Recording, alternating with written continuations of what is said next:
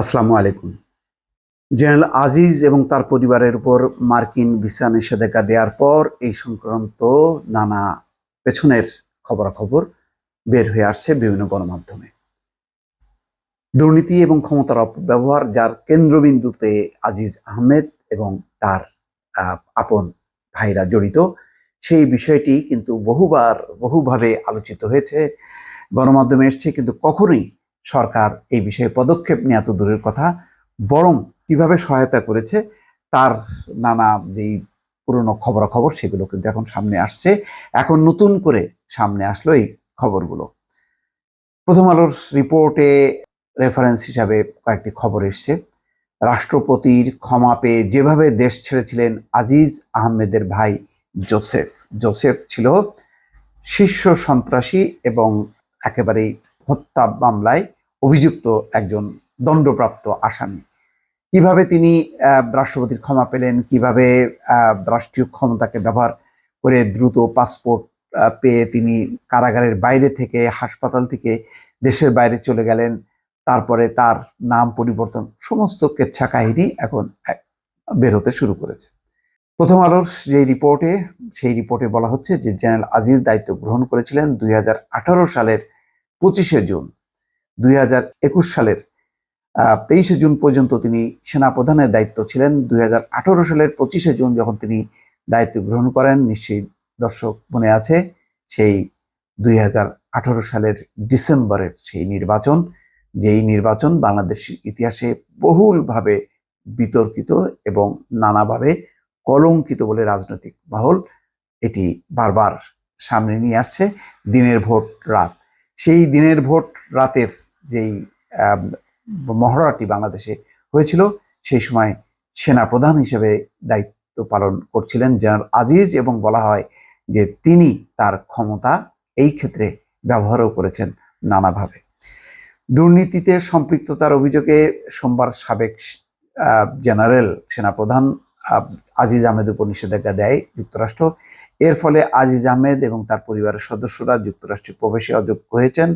যুক্তরাষ্ট্রের পররাষ্ট্র দপ্তর বলেছে যে আজিজ আহমেদ তার ভাইকে বাংলাদেশে অপরাধমূলক কর্মকাণ্ডের জন্য জবাবদিহি এড়াতে সহযোগিতা করেন। এটা করতে গিয়ে তিনি নিয়মতান্ত্রিক প্রক্রিয়ায় হস্তক্ষেপের মাধ্যমে উল্লেখযোগ্য দুর্নীতিতে জড়িয়েছেন। এছাড়া অন্যায্যভাবে সামরিক খাতে কন্ট্রাক্ট পাওয়া, অর্থাৎ চুক্তি কাজের, সেটি নিশ্চিত করার জন্য তিনি তার ভাইয়ের সঙ্গে ঘনিষ্ঠভাবে কাজ করেছেন। তিনি নিজের স্বার্থের জন্য সরকারি নিয়োগের বিনিময়ে ঘুষ নিয়েছেন। মারাত্মক অভিযোগ। সেনাপ্রধান থাকাকালীন সময়ই আজিজ আহমেদ এসব কর্মকাণ্ড নিয়ে প্রথম আলো সহ দেশে বিদেশের বিভিন্ন গণমাধ্যম, আল জাজিরার রিপোর্ট তো দর্শক একেবারেই সবচেয়ে সাড়া জাগানো ছিল। কিন্তু এইগুলোকে সরকার বলেছে না, এগুলি কোনো রিপোর্ট না, এগুলি কোনো ইনভেস্টিগেটিভ রিপোর্ট না, এবং এইগুলো আমাদের গণমাধ্যমেরও কেউ কেউ সাফাই গিয়েছে। বলা হচ্ছে যে সরকারের পক্ষ থেকে কোনো ধরনের ব্যবস্থা নেওয়া হয়নি, বরং সহায়তা করা হয়েছে। সন্ত্রাসী জোসেফের সাজা মওকুফের আবেদন থেকে শুরু করে দেশ ত্যাগ পর্যন্ত অসংখ্য সংবাদ প্রকাশ করেছে প্রথম আলো। বিশেষ প্রতিনিধি রোজিনা ইসলামের লেখাগুলো, সংবাদের তথ্য নিয়ে এই লেখা। সেখানে একটি শিরোনাম ছিল 2016 সালের 28শে জুন জোসেফের সাজা মাফের আবেদন আইন মন্ত্রণালয়ে। সেখানেও বলা হয়েছিল যে আবেদন করা হয়েছে যে দেশের শীর্ষ সন্ত্রাসী তোফায়েল আহমেদ ওরফে জোসেফের সাজা মওকুফের আবেদন আইন মন্ত্রণালয়ে পাঠানো হয়েছে। সাজা মওকুফের বিষয়ে আইন মন্ত্রণালয়ের মতামত জানতে চেয়ে আজ সোমবার মন্ত্রণালয় থেকে তা ওই মন্ত্রণালয়ে পাঠানো হয়। আনিসুল হক আবার বলছেন, সার্বিক বিবেচনায় এই মতামত দেওয়া হয়। এ প্রসঙ্গে তিনি বলেন, জোসেফ অসুস্থ, হৃদরোগের সমস্যায় ভুগছেন। প্রশ্ন আসে, বেগম খালেদা জিয়া কি খুব সুস্থ? তার যেই বিদেশে চিকিৎসার জন্য এত আবেদন করা হচ্ছে, কিন্তু কোনোভাবেই সেটি গ্রহণ করা হচ্ছে না, তাহলে জোসেফের মূল্য কি বেগম খালেদা জিয়ার চেয়েও বেশি? প্রশ্ন আসে। 2 সপ্তাহ ধরেই জোসেফের সাজা মওকুফের তোড়জোড় শুরু হয়। বহুল আলোচিত এই সন্ত্রাসীর খুনের দায়ে প্রথমে মৃত্যুদণ্ড হয়েছিল। এই রায় বহাল রাখেন হাইকোর্ট। পরে আপিল শুনানি শেষে গত বছরের ডিসেম্বরে সাজা কমিয়ে যাবজ্জীবন কারাদণ্ড দেওয়া হয়।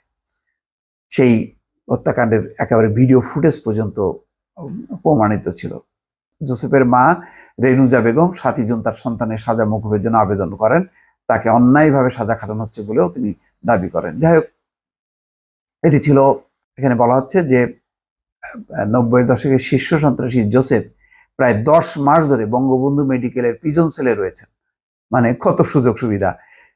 কারাসূত্র বলছে যে সাজাপ্রাপ্ত এই কয়েদির বয়স 42 বছর। কারা বিবরণ অনুযায়ী জোসেফ মোট সাজা খেটেছেন 12 বছর 17 দিন এবং সাজা মওকুফ রেয়াত পেয়েছেন 9 মাস 14 দিন। তার সম্ভাব্য মুক্তির তারিখ জরিমানা দিলে 2038 সালের মুক্তির তারিখ ছিল 2038 সালের 24শে জানুয়ারি, আর সাজা না দিলে 2039 সালের জরিমানা না দিলে 2039 সালের 24শে জানুয়ারি পর্যন্ত তার সাজা কাটার কথা।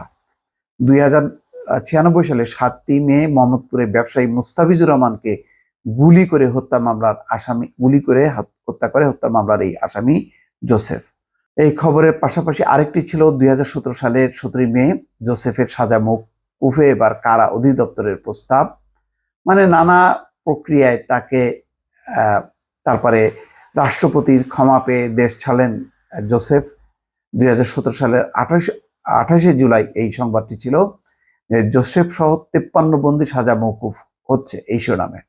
জোসেফ সহ 53 বন্দী সাজা মওকুফ করে দিচ্ছে সরকার। এবং বলা হচ্ছে যে জোসেফকে মুক্তি দেওয়ার সমস্ত প্রক্রিয়া সম্পন্ন করা হয়েছিল সেনাপ্রধান হিসাবে আজিজ আহমেদের দায়িত্ব নেয়ার ঠিক আগে।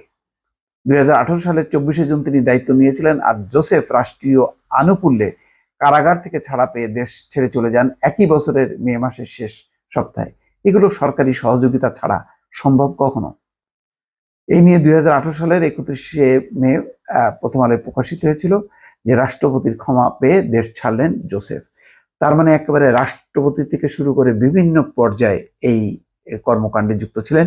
আমি জানি না এর বিনিময়ে জেনারেল আজিজ কি একটি ভালো নির্বাচন উপহার দিলেন 2018 সালে, সেই কারণেই কি আজিজের ব্যাপারে কি এত আনুকূল্য প্রদর্শন করলো কিনা, সেই বিষয়টি কিন্তু এখন রাজনৈতিক মহলে আলোচনা হচ্ছে। দর্শক ভালো থাকবেন, আল্লাহ হাফেজ।